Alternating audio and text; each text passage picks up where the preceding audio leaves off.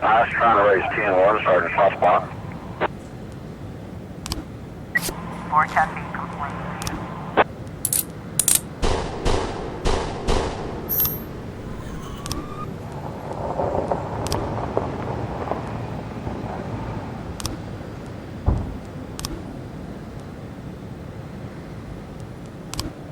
.412A is progress.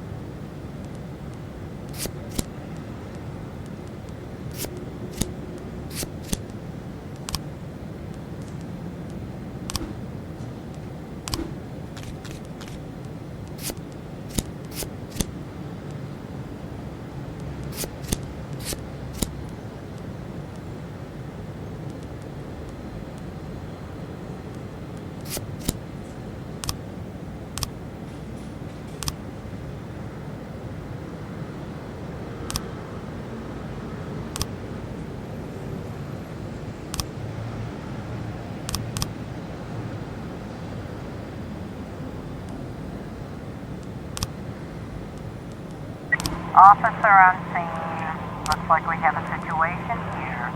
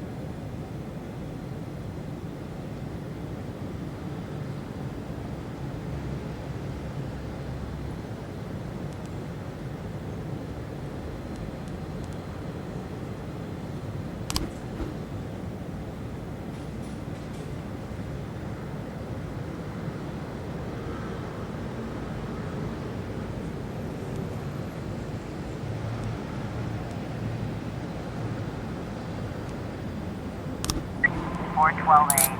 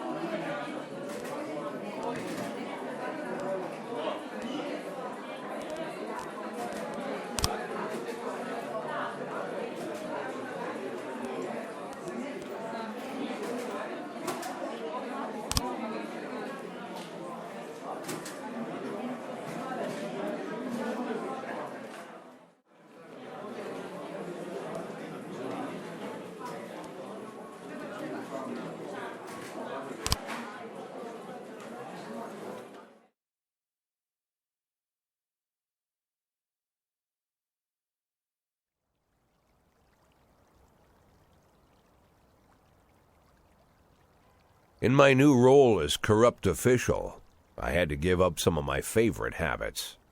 I couldn't turn off my phone when my head ached. Couldn't sleep till noon on Saturday and let the rest of HQ take up the slack. No more days off to go fishing. But my weekly visit to the old colony club was more like tradition. One night a week, I absorbed cigar smoke, the vague smell of alcohol, the stench of urine, But my weekly visit to the old colony club was more like tradition.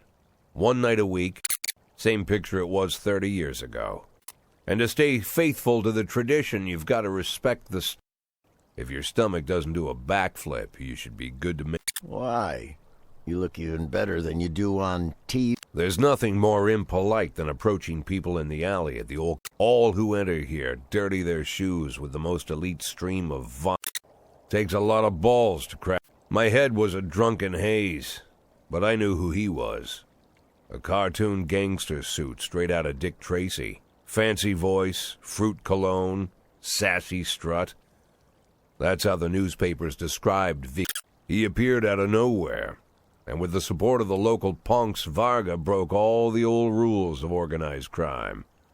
He killed those who could not be killed, traded what could not be traded, and robbed those who could not be robbed.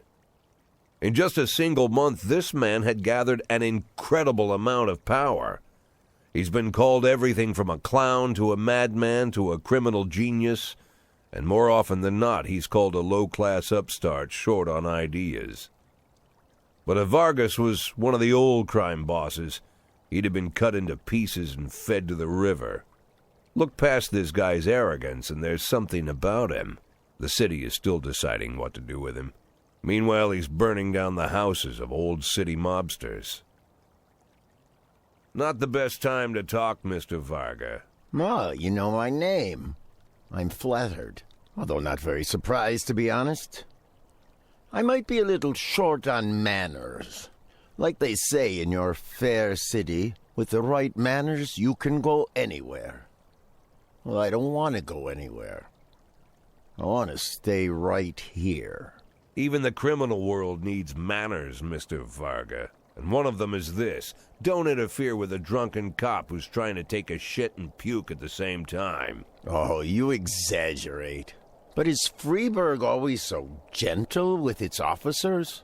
You've been a bit roughed up lately. I see you already know Freeburg quite well, Mr. Varga.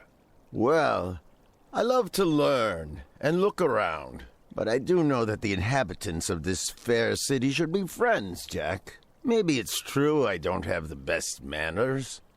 After all, it's only polite for friends to share their phone numbers.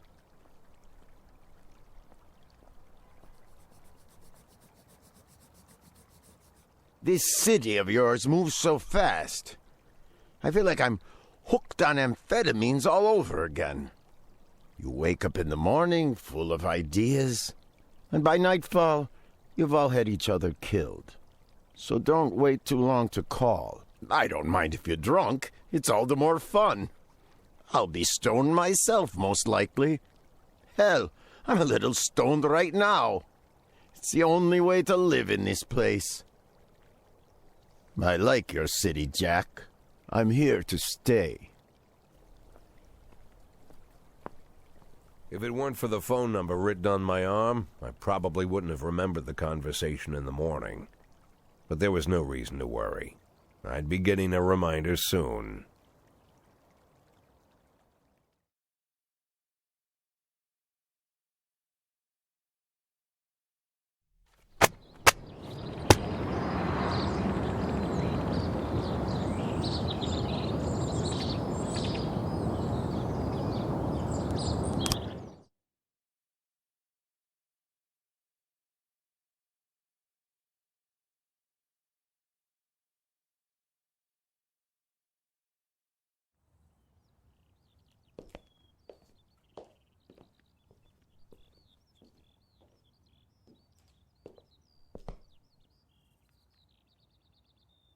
My morning ritual was plagued by the smell of Vickers Varga's fruity cologne. It was like the sharp citrus scent was chasing me around the house, as if Vickers was right there in my living room. When I finally realized the smell was coming from a big basket of oranges, it didn't put me any more at ease. I'd opened my door to lots of threatening mail, evidence of criminal wrongdoing, even a dead ferret or two. But fruit? Never. You the fruit guy? Excuse me? Was it you that brought the basket of oranges? Nah, it was here when I arrived. Fine.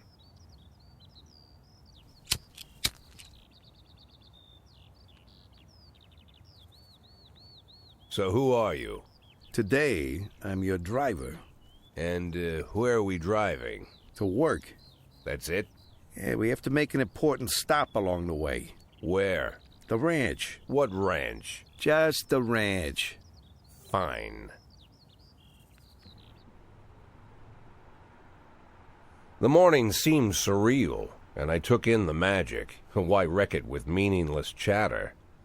As my tight-lipped chauffeur drove an hour through God knows where, I started to feel like I was in the middle of a bad dream, probably lying bloody and concussed in the alley behind the old Colony Club, my nose buried in a rotten orange. But no, this was no dream. The silence was real. The sound of the engine was real. The dust was real enough, too.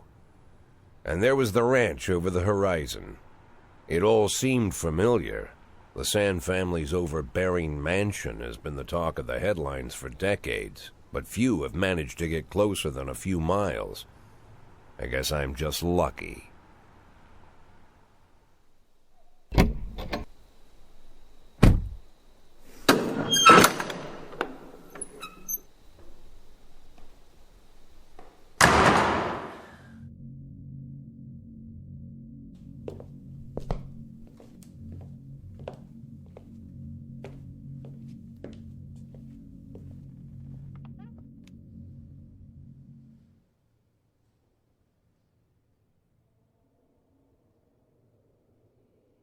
I didn't know you took private meetings, Mr. Sand. Only if I expect good company. I'm surprised my company ranks at all. Today, yes. Today is a special day. So it seems. Do you often go to the old Colony Club, Jack? Every week. Meet any interesting people there? As a rule, no. Sometimes you make a date, right? Sometimes make new friends. Sometimes, I guess. But that's not why I go.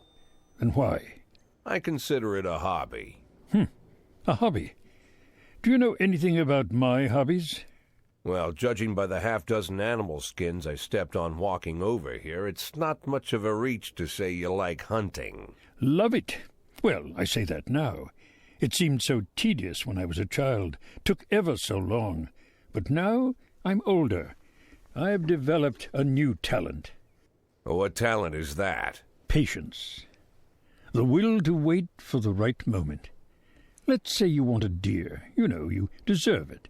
You've even decided what dishes its meat will go to and where you'll mount its horns. But to get that deer, you've got to wait. To sit in the bushes and stay nice and quiet. Professional hunters will tell you that the hunt is a rare craft. There are many rules. It's shrouded in mystery and ancient skill. Well, that's all complete nonsense. To get a deer, you just sit on the sidelines for a long enough time, pinpoint the moment when it's finally time to shoot. I learned the talent, Jack, but not like you, oh, Jack. You truly are the master. I don't understand. Oh, come on, Jack. I know about the 500,000. I know your plan. Kendrick told me everything. Needless to say, I'm impressed. While some people learn to hold their breath for minutes on end and not to rustle the leaves too loudly, why you decided to just become the foliage. You turned yourself into a bush, surrounded by deer who've been so fruitfully multiplying for decades. But all this time you've held your rifle at the ready. Forgive an old man his imagery, Jack. I've the heart of a poet, I confess. Look, I don't know what was said between you and Kendrick, but it sounds like you got it wrong. Oh, I think I understand everything just fine. And I think we understand each other quite well. Jack, in the coming war, we'll make excellent partners. What war? One war falls upon every generation. My grandfather drove out the Ambersons back when he was 27. My father destroyed that psychopath gangster, Maurice Bell, when he was a sprightly 30. At 69, I'd begun to think my war had passed me over. But my time has come at last. Tomorrow Vicus Varga declares war, and I'm obliged to answer. So, we're talking about Varga now. I don't know how he thinks. I don't even know whether he plans his actions or not. I can't divine his purpose. Hell, I don't even know where he comes from. He's a man not of our breed, wouldn't you say? But when he arrived here, I invited him in, told him we could work together. An official invitation penned in my own hand and written on some very expensive paper. And can you imagine his reply? A fruit basket. What sense can be made of such a message? I guess it means whatever you want it to. Precisely. I'm late for work, Mr. Sand. You know, Jack, I could just give you $500,000 right now, cash, whatever denominations you like. But I would never insult you so. If I went stalking my prey for so many years, I wouldn't want someone else to shoot it for me. I understand you, Jack, and I'll never ask you for anything that's contrary to your nature. Just think about our conversation. Think about it, and call me.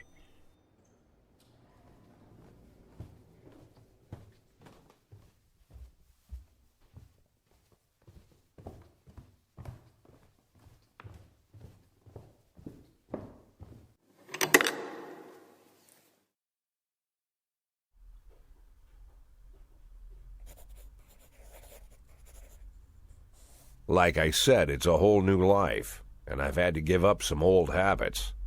One of them, keeping away from things that don't concern me. Now I can't afford the luxury. This spotlight I'm under, concerns is all I got.